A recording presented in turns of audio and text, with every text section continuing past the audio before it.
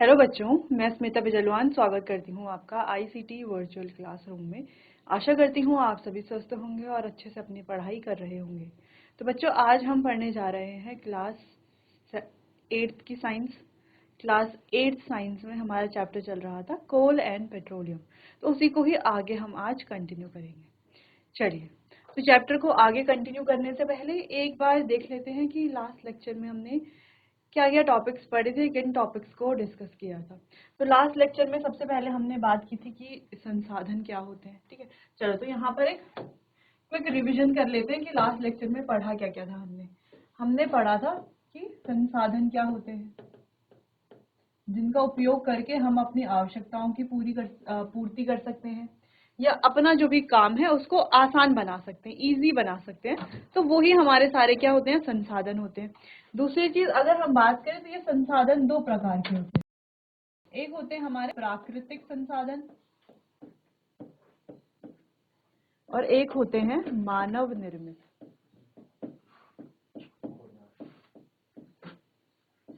ठीक है, प्राकृतिक संसाधन और मानव निर्मित संसाधन। ठीक है, अगर हम बात करें मानव निर्मित संसाधन भी प्राकृतिक संसाधन से ही बनते हैं। जैसे कि अगर हम बात करें लकड़ी है, तो लकड़ी क्या है, एक प्राकृतिक संसाधन है। लेकिन लकड़ी से हम कुर्सी बनाते हैं, टेबल बनाते हैं, डाइनिंग टेबल बनाते हैं, बेड बनाते हैं, कई चीजें बनाते हैं। ठीक है, तो वो मानव निर्मित संसाधन है, लेकिन बना हुआ किससे, प्राकृतिक संसाधन से ही बना हुआ है। ठीक है, फिर हमने बात की थी कि जो प्राकृतिक संसाधन है, अगेन ये भी क्या है, दो तरह के। एक है हमारे अक्षय प्राकृतिक संसाधन और एक है समाप्त होने वाले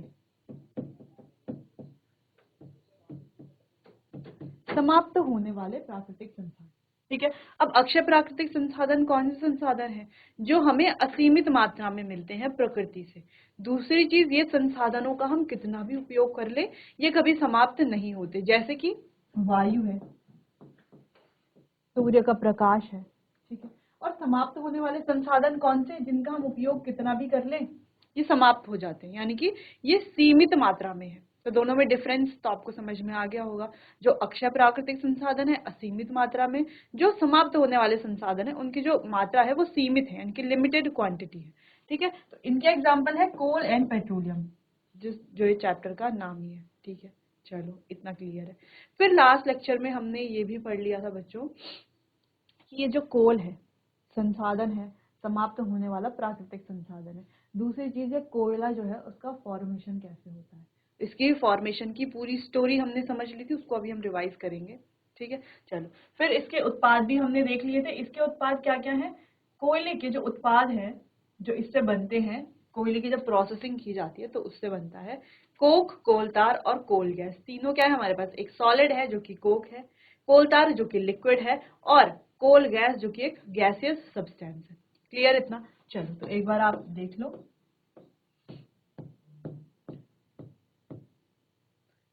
चलो तो कोल के बारे में बात कर रहे थे कि कोल क्या है, कोयला क्या है, कोयला क्या करता है, किस चीज में उपयोग आता है, भोजन पकाने के। दिखने में कैसा है, इस तरीके से आपने देखा होगा, ब्लैक हार्ड पत्थर जैसा ऐसा दिखता है कुछ।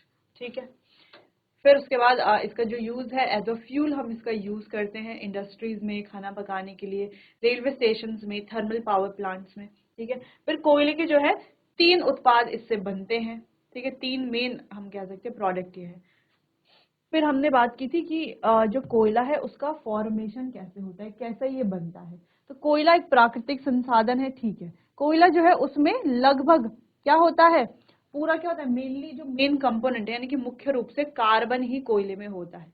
तो इसकी प्रोसेस क्या हमने पढ़ी थी कि 300 मिलियन वर्ष पूर्व जो निचले जलीय क्षेत्र थे, जब वो मृदा में दफन हो गए किसी भी प्राकृतिक आपदा के कारण, अब धीरे धीरे जब वो मृदा में दफन हो गए तो उनके ऊपर और मृदा आती गई, जिससे कि वो और गहराई में जाते गए और संपीड़ित होते गए।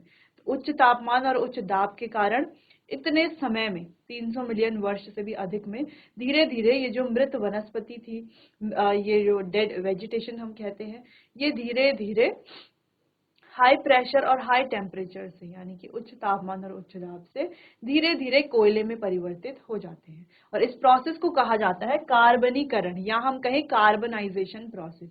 ठीक है, अब कोयला क्या है, एक जीवाश्म ईंधन भी है। अब आप कहेंगे जीवाश्म ईंधन कैसे हो गया, फॉसिल फ्यूल कैसे हो गया। फ्यूल तो हमने मान लिया, ईंधन हम मानते हैं, कोयला ईंधन है क्योंकि इसको हम यूज करते हैं ईंधन की तरह ही जलाने के लिए कई चीजों में, ठीक है। लेकिन जीवाश्म ईंधन ये क्यों है? क्योंकि ये मृत वनस्पति के अवशेषों से बनता है। इतने लगभग 300 मिलियन वर्षों में ये बनता है, ठीक है। चलिए, इतना भी क्लियर हो गया था। फिर हम पढ़ रहे थे कोल के बारे में, ठीक है, कि कोल के जो अलग अलग प्रोडक्ट्स हैं उसमें हमने कोक पढ़ लिया था कि कोक क्या है। ये कार्बन का लगभग शुद्ध रूप होता है। इसका जो उपयोग है इस्पात के निर्माण में, धातुओं के निष्कर्षण में भी इसका उपयोग किया जाता है। फिर हमने पढ़ा कोलतार। कोलतार आपने कई बार देखा होगा। तो ये जो कोलतार है ये कैसा है, इसकी कैसी गंध होती है? अप्रिय गंध होती है। दूसरी चीज, ये कैसा होता है? गाढ़ा होता है और लिक्विड होता है, ठीक है, गाढ़ा होता है काफी और लिक्विड होता है, ठीक है। फिर नेक्स्ट हमने पढ़ा कि ये जो है लगभग 200 पदार्थों का मिश्रण ये होता है। आपको ध्यान रखना है, लगभग 200 पदार्थों का ये मिश्रण होता है, ये आपको याद रखना है वैल्यू, ठीक है। अब इससे कई सारे प्रोडक्ट हमें मिलते हैं, जैसे कि सिंथेटिक डाइज हमें इससे मिलती हैं, ड्रग्स यानी कि जो हमारी दवाइयाँ होती हैं वो इससे मिलती हैं, एक्सप्लोजिव यानी कि विस्फोट मिलते हैं, परफ्यूम्स यानी कि इत्र, रूफिंग मटेरियल यानी कि छत बनाने के लिए सामग्री, पेंट हम जानते ही हैं पेंट। तो ये सारी चीजें हमें जो है, ये सारे प्रोडक्ट हमें पेट्रोलियम से मिलते हैं, सॉरी कोल तार से मिलते हैं, सॉरी कोल तार से ये सारे प्रोडक्ट हमें मिलते हैं। फिर आप जानते हैं नैप्थलीन बॉल्स, जिसे हम कपूर भी कहते हैं, यूज टू रिपेल। रिपेल यानी कि जो रिपेल का मतलब होता है भगाना, भगाना या दूर करना, ठीक है, दूर करना, ठीक है। तो ये क्या करते हैं? भगाना या दूर करना आप कह सकते हो। तो ये जो नैप्थलीन बॉल्स हैं ये क्या करती हैं? आपने देखा होगा आपके घरों में इस तरीके से सफेद गोलियां होती हैं, इस तरीके से कपूर की, व्हाइट कलर की, या अब तो कलरफुल भी आती है, कलरफुल भी इस तरीके से कलर बॉल्स रहती हैं। तो इनको हम अपने बिस्तरों में या जो जहाँ पर हम कपड़े रखते हैं, जहाँ पर हम कुछ भी सामान स्टोर करते हैं, तो वहां पर इन कपूर की गोलियों को डाल देते हैं। क्यों डालते हैं इन कपूर की गोलियों को? क्योंकि ये क्या करती हैं? Repel moth and other insect, यानी कि मॉथ्स जो होते हैं, ठीक है, और जो हमारे कीड़े पतंगे होती हैं, उन सभी को ये रिपेल करते हैं, यानी कि भगाते हैं, दूर करते हैं, इसीलिए इनका उपयोग किया जाता है। तो ये जो नैप्थलीन बॉल्स है ये भी कोल तार से ही ऑब्टेन होती है, कोल तार से ही हमें मिलती है, ठीक है। चलो, तो कोल तार में इंपॉर्टेंट है इसके प्रोडक्ट, कि क्या क्या प्रोडक्ट इससे मिलते हैं, क्या क्या उत्पाद इससे मिलते हैं। तो हमने देख लिया है, अगर हम बात करें तो लगभग 200 पदार्थों का यह मिश्रण है और कई सारे प्रोडक्ट जो है हमें कोल तार से देखने को मिलते हैं, उनमें से नैप्थलीन बॉल भी एक प्रोडक्ट है, ठीक है। चलो, तो इतना आपको नोट करना है, फिर आगे हम कंटिन्यू करते हैं।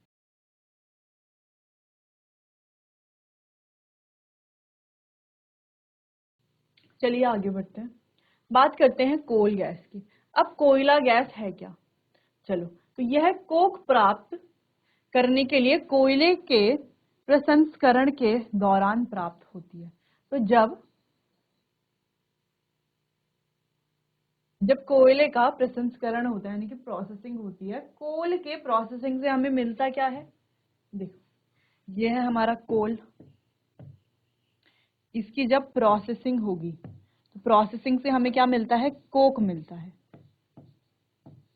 तो कोल की प्रोसेसिंग से जब हमें कोक मिलता है तो इसी दौरान हमें क्या मिलती है? साथ में कोल गैस भी मिलती है। ये जो कोयला गैस है इसी दौरान हमें मिलती है, ठीक है। इसका उपयोग कोयला प्रसंस्करण संयंत्रों के पास स्थित कई उद्योगों में ईंधन के रूप में किया जाता है। तो ये जो कोल गैस है इसका उपयोग कहाँ पर किया जाता है? तो देखो, जो जिन रिफाइनरीज में, ठीक है, जहाँ जहाँ पर हमने कोल की प्रोसेसिंग करके कोक बनाया, उसके आसपास जो अलग अलग उद्योग होते हैं वहां पर इस कोल गैस को ईंधन के रूप में उपयोग किया जाता है, ठीक है। तो वही यहाँ पर लिखा हुआ है कि coal is obtain during the processing of coal to get coke, यानी कि कोल से जब हम कोक बना रहे होते हैं या कोल से जब हमें मिलता है उसी दौरान कोल गैस भी बनती है, ठीक है। दूसरा पॉइंट है कि इसे हम एज अ फ्यूल यूज करते हैं, यानी कि एक ईंधन की तरह कोल गैस को यूज करते हैं। ईंधन ही है वैसे, अगर हम देखें कहाँ पर यूज करते हैं? बहुत सारी इंडस्ट्रीज में, उद्योगों में, ठीक है। अब किन उद्योगों में? जो कोल प्रोसेसिंग प्लांट्स हैं उनके आसपास जो भी इंडस्ट्रीज हैं वहां पर इसका उपयोग किया जाता है एज अ फ्यूल। इतना आपको ध्यान रखना है, दो चीजें आपको ध्यान में रखनी है, ठीक है, कि पहला तो ये प्राप्त कैसे होता है, जब कोल से कोक बना रहे उसी दौरान कोल गैस हमें मिलती है। दूसरी चीज, इस कोल गैस का उपयोग कहाँ पर किया जाता है, इस कोल प्रोसेसिंग प्लांट के आसपास जो इंडस्ट्रीज होती हैं वहां पर इस कोल गैस का उपयोग किया जाता है एज अ फ्यूल, यानी कि एक ईंधन की तरह। क्लियर है कोल गैस के बारे में? चलिए, तो इतना आपको नोट कर लेना है। और साथ में तो देखो, अभी तक कोयला जो है, इसके 3 प्रोडक्ट हमने देखे, ठीक है, कोक, कोल तार, और तीसरा ये हमारा कोल गैस। ठीक है, कोल गैस लिख लेते हैं। तो तीनों प्रोडक्ट ये हमने पढ़ लिए हैं, तीनों प्रोडक्ट कैसे कैसे हमें मिलते हैं, कैसे ऑब्टेन होते हैं, क्या इनकी फिजिकल प्रॉपर्टी यानी कि दिखते कैसे हैं। तीसरी चीज, कहाँ पर इनका यूज किया जाता है। ठीक है, चलिए इतना आप नोट कीजिए।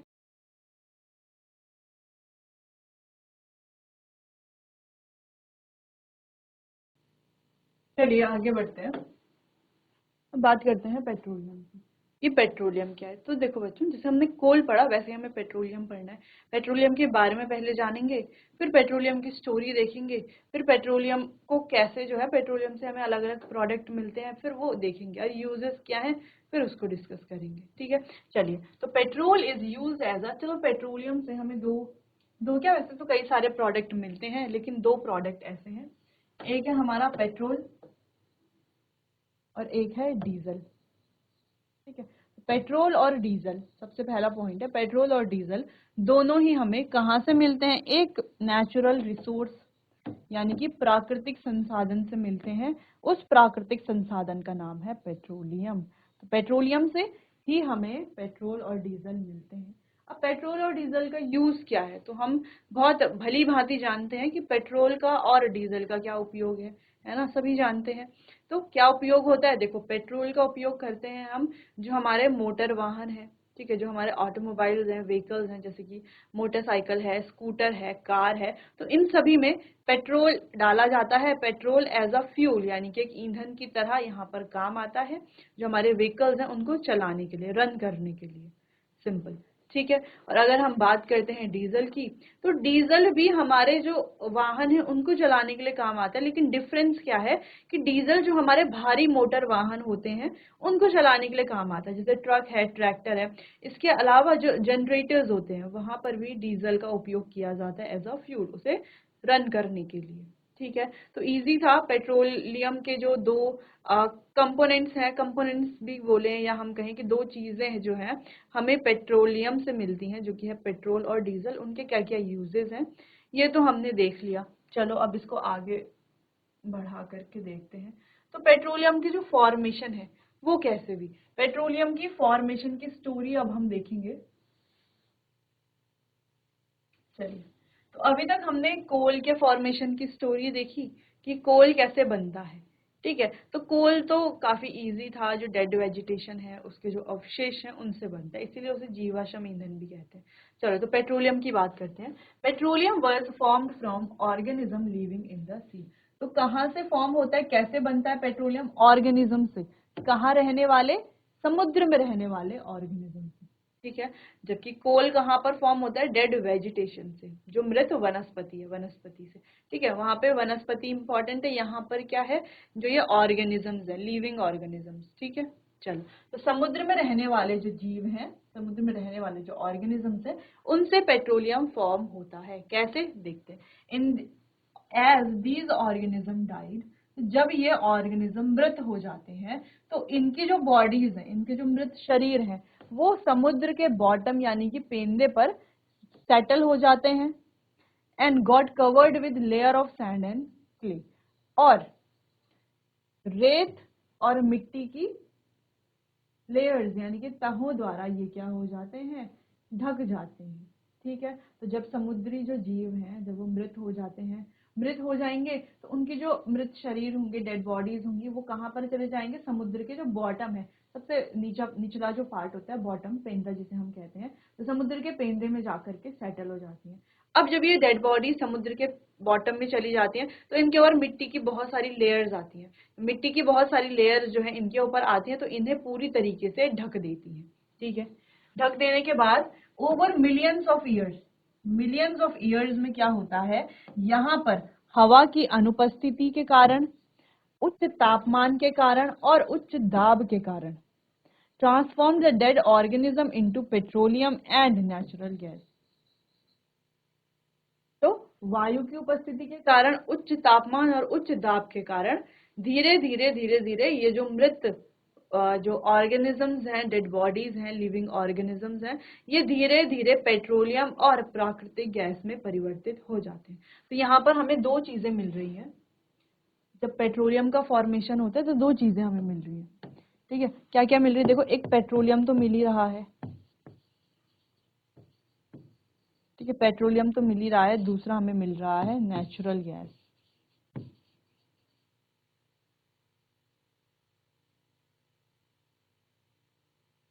ठीक है, क्या मिल रहा है, पेट्रोलियम और नेचुरल गैस। ठीक है, दो चीजें हमें यहाँ पर मिल रही हैं। क्लियर है? तो ऐसे होता है पेट्रोलियम का फॉर्मेशन। पूरी स्टोरी हम समझ गए हैं। चलिए तो देखिए इसे।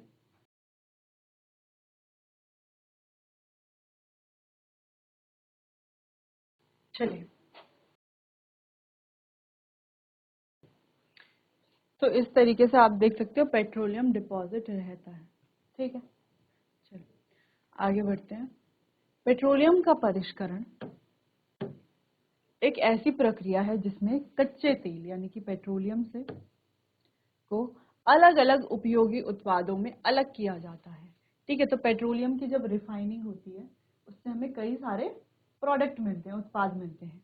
ठीक है, ये मुख्य रूप से प्रभाजी आसवन विधि द्वारा किया जाता है। तो ये प्रभाजी आसवन विधि द्वारा किया जाता है, यानी कि इसके जो ये अलग अलग कंपोनेंट है इनको अलग अलग किया जाता है आसवन की विधि द्वारा, जिसमें पेट्रोलियम को विभिन्न तापमानों पर अलग अलग किया जाता है। तो अलग अलग टेम्परेचर पर अलग अलग इन्हें किया जाता है, यानी कि सेपरेशन यहाँ पर किया जाता है।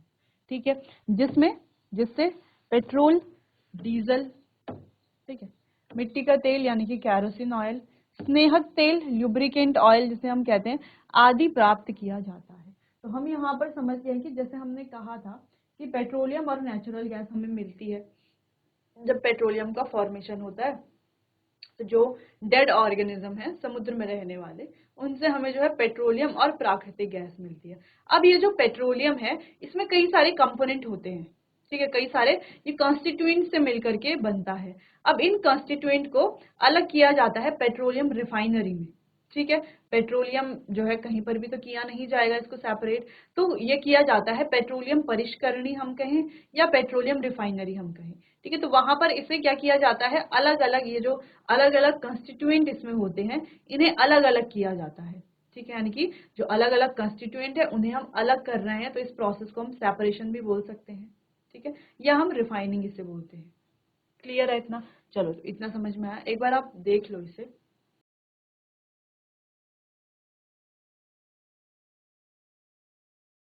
चलिए आगे बढ़ते हैं। तो चलो यहाँ पर हम इसे रीड करेंगे। Petroleum is dark oily liquid. अगर आपने पेट्रोलियम कभी देखा हो तो ये होता है डार्क ऑयली लिक्विड, यानी कि ब्लैक कलर का एक जो है तैलीय द्रव्य होता है। It has an unpleasant order, और अगर हम इसके स्मेल यानी कि ऑडोर की बात करें तो जो इसका जो ऑर्डर होता है वो काफी अनप्लीजेंट होता है, यानी कि अप्रिय होता है। It is a mixture of various constituent, और ये बहुत सारे अलग अलग अवयवों का मिश्रण होता है। जैसे कि इसमें होती है पेट्रोलियम गैस, इसमें होता है पेट्रोल, इसमें होता है डीजल, इसमें होता है लुब्रिकेटिंग ऑयल यानी कि स्नेहक तेल, पैराफिन मोम यानी कि पैराफिन वैक्स एक्सेट्रा। तो ये सभी जो कंपोनेंट है, यहाँ हम कहीं कंस्टिट्यूएंट है, ये पेट्रोलियम में होते हैं। The process of separating the various constituent fractions of petroleum, ये जो अलग अलग कंस्टिट्यूएंट है, ये अलग अलग फ्रैक्शंस है पेट्रोलियम के, इनको सेपरेट जब किया जाता है उस प्रोसेस को कहा जाता है रिफाइनिंग। ठीक है, it is carried out in petroleum refinery. और ये जो परिष्करण, इनका जो ये रिफाइनिंग होती है, परिष्करण होता है, ये होता है पेट्रोलियम परिष्करणी में। ठीक है, तो इस तरीके से पेट्रोलियम रिफाइनरीज होती हैं, बड़ी बड़ी रिफाइनरीज। यहाँ पर पेट्रोलियम के जो अलग अलग फ्रेगमेंट्स हैं इन्हें सेपरेट किया जाता है, इन्हें अलग अलग किया जाता है। ठीक है, तो एक तरह से सेपरेशन की प्रोसेस भी ये हो गई है ना। क्लास 6 में हमने अलग अलग सेपरेशन की प्रोसेसेस को पढ़ा था। ठीक है, तो आप समझ सकते हो ये भी क्या एक सेपरेशन की प्रोसेस ही है। ठीक है, चलो क्लियर है इतना? चलिए पहले आप इतना नोट कीजिए, इसको आप समझिए, फिर आगे बढ़ते हैं।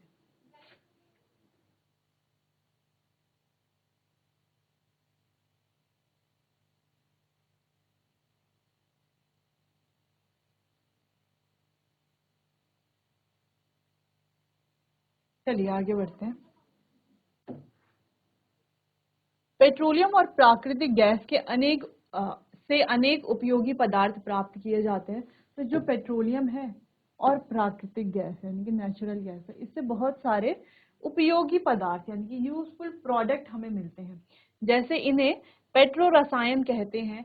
इनका उपयोग उपमार्जक रेसे जैसे कि पॉलिस्टर है, नायलॉन है, एक्रिलिक है, इन सभी में इनका उपयोग किया जा सकता है। पॉलीथीन है, ये जो हमारे मानव निर्मित प्लास्टिक है, इन सभी के निर्माण में इसका उपयोग किया जाता है। पहला पॉइंट ये हो गया।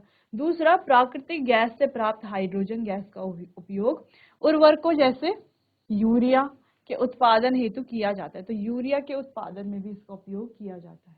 अगला, अपने बहुत अधिक व्यावसायिक महत्व के कारण पेट्रोलियम को, अब इसका जो महत्व है ये हमने देख लिया। देखो कितनी सारी चीजें इससे बनती हैं।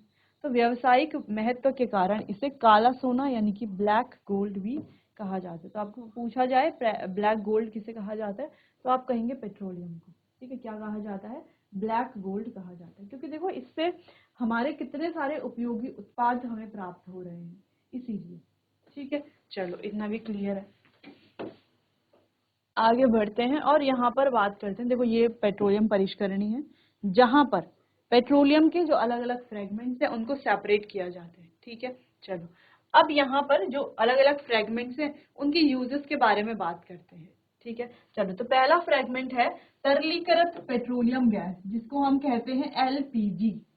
ठीक है, तो पहला फ्रैगमेंट है, यानी कि इससे जो जो चीजें हमें प्राप्त होती है, तो एलपीजी प्राप्त होता है, केरोसिन ऑयल प्राप्त होता है, इसके अलावा petrol, diesel, lubricating oil, paraffin, wax, bitumen, कई सारी चीजें जो है हमें इससे प्राप्त होती है, पेट्रोलियम से।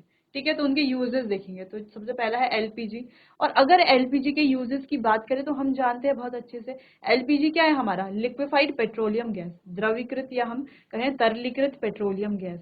अब इसमें होता क्या है, ये जो पेट्रोलियम गैस है ये एज अ फ्यूल जो है हमारे बहुत उपयोग में आती है। तो घरों में जो हमारे गैस सिलेंडर्स होते हैं, है ना, गैस सिलेंडर्स को ऑन करके चूल्हा जला करके हम खाना पकाते हैं, तो ये जो गैस सिलेंडर्स होते हैं इनमें कौन सी गैस भरी जाती है? इनमें यही एलपीजी गैस भरी जाती है, लिक्विफाइड पेट्रोलियम गैस भरी जाती है। ठीक है, चलो तो पहला उपयोग तो हमें समझ में आ गया। जो पहला कंस्टिट्यूएंट है उसका उपयोग है एज अ फ्यूल, हम इसको उपयोग करते हैं। ठीक है, एलपीजी का उपयोग घरों के साथ साथ उद्योगों में भी किया जाता है, खाना पकाने के लिए अलग अलग चीजों में। ठीक है, चलो अगला है डीजल एंड पेट्रोल। तो दूसरा जो फ्रेगमेंट है वो है डीजल और पेट्रोल। तो डीजल और पेट्रोल का उपयोग हमें पता है किसमें किया जाता है, जो हमारे वाहन है उनमें किया जाता है। इसके अलावा जो डीजल है उसका उपयोग जनरेटर्स में, ट्रक में, ट्रैक्टर में, इन सभी में भी किया जाता है। ठीक है, चलिए अगर हम बात करें पेट्रोल का उपयोग, ये भी है कि ड्राई क्लीनिंग के लिए विलायक के रूप में यानी कि एज अ सॉल्वेंट भी ये यूज होता है, जबकि डीजल का उपयोग जनरेटर को चलाने के लिए किया जाता है। अगर हम कैरोसिन की बात करें तो कैरोसिन का उपयोग जेट विमानों में, जो हमारे जेट एयरक्राफ्ट होते हैं, इसके अलावा स्टोव में भी as a fuel kerosene oil यानी कि मिट्टी के तेल का उपयोग किया जाता है। नेक्स्ट बढ़ते हैं स्नेहन तेल, जिसको हम ल्यूब्रिकेटिंग ऑयल कहते हैं। इसका उपयोग मशीनों की टूट फूट को कम करता है। ठीक है, अगर हम पैराफिन मोम की बात करें, जो पैराफिन वैक्स है, तो इससे मोमबत्तियां, क्रेयॉन, स्याही, मलहम, इतनी सारी चीजें जो है पैराफिन वैक्स से बनाई जाती हैं। ठीक है, अगला है हमारा बिटुमिन या डामर। इसका उपयोग सड़क बनाने के लिए, रोड सरफेसिंग के लिए, ठीक है, सड़क बनाने के लिए इसका उपयोग किया जाता है। क्लियर है? तो ये कुछ हमारे कंस्टिट्यूएंट हैं जो हमें कहाँ से मिलते हैं? पेट्रोलियम से मिलते हैं। उनका क्या यूज है ये हमने देख लिया है। खैर आगे हम एक टेबल देखने वाले हैं जिसमें हम इस पूरे को काफी शॉर्ट फॉर्म में देखेंगे। ठीक है, पहले फिलहाल आप इसका लॉन्ग फॉर्म देखिए।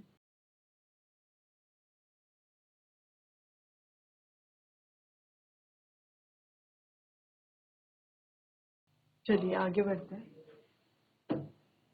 यहाँ पर अगर आप देखो, द्रवित पेट्रोलियम गैस यानी कि एलपीजी है, पेट्रोल है, मिट्टी का तेल, डीजल, स्नेहक तेल, पैराफिन, मोम, बिटुमेन। तो ये सभी अलग अलग कंस्टिट्यूएंट हैं किसके? पेट्रोलियम के। ठीक है, अगर हम इनकी उपयोग की बात करें तो देखो, जो बिटुमेन है इसका सड़क निर्माण में और पेंट बनाने में इसका उपयोग किया जाता है। अगर हम पैराफिन वैक्स की बात करें तो मरहम बनाने के लिए, मोमबत्ती के लिए, वैसलीन के लिए। इसके अलावा हमने बात की थी क्रेयॉन्स के लिए। क्रेयॉन्स जो कलर्स होते हैं, वैक्स कलर्स भी जिन्हें हम बोलते हैं, तो उन सभी के लिए पैराफिन, मोम का यूज किया जाता है। फिर स्नेहक तेल का काम जो है स्नेहन करना, ल्यूब्रिकेशन प्रोवाइड करना, हमारी मशीन है उनमें। ठीक है, अगला डीजल। तो डीजल भारी मोटर वाहनों में और जो विद्युत जनरेटर, इलेक्ट्रिक जनरेटर्स होते हैं, उनको चलाने के लिए काम आता है, फ्यूल का काम करता है यानी कि। ठीक है, अगला है कैरोसिन ऑयल। तो कैरोसिन ऑयल काफी इंपॉर्टेंट है स्टोव में, लैंप में, और जो हमारे जेट वायुयान है उनमें ईंधन का इस तरह इसका उपयोग किया जाता है। हम पेट्रोल की बात करें तो मशीन में, मोटर ईंधन में, शुष्क धुलाई यानी कि ड्राई क्लीनिंग में भी पेट्रोल का उपयोग किया जाता है। एज अ सॉल्वेंट पेट्रोल का उपयोग ड्राई क्लीनिंग में, और मोटर वाहन में तो एज अ फ्यूल किया जाता है। ठीक है, और बाकी एलपीजी तो सबसे इजी है कि घरों में और उद्योगों में ईंधन के रूप में इसका उपयोग किया जाता है। तो ये टेबल काफी इंपॉर्टेंट है। अगर आप इतना बड़ा, ये जो हमने इतने डिटेल में लिखा है, अगर आप इतना याद ना कर सको या आपको जो है इसको शॉर्ट फॉर्म में लिखना है, तो इसकी शॉर्ट फॉर्म है ये वाली। ठीक है, तो ये आपके एनसीईआरटी में भी है ये वाली टेबल, तो आप इसको देखिए ध्यान से, और ये सारा आपको अच्छे से याद होना चाहिए। ठीक है, नोट कीजिए इतना।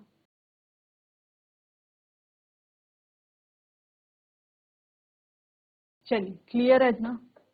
तो जो अभी हमने पढ़ा वही यहाँ पर लिखा हुआ है इंग्लिश में। अभी हमने हिंदी में पढ़ा तो यहाँ पर इंग्लिश में लिखा हुआ है, तो आप चाहें तो उसे नोट कीजिए या इसे नोट कीजिए। ठीक है, कॉन्स्टिट्यूएंट उसमें भी 7 थे, यहाँ पर भी हम 7 कॉन्स्टिट्यूएंट को ही पढ़ रहे हैं। क्लियर है इतना? चलिए, तो चलिए बच्चों, आज के लिए बस इतना ही। बाकी चैप्टर को कंटिन्यू करेंगे हम अपने आने वाले अगले सेशन में। तब तक के लिए आपका बहुत बहुत धन्यवाद।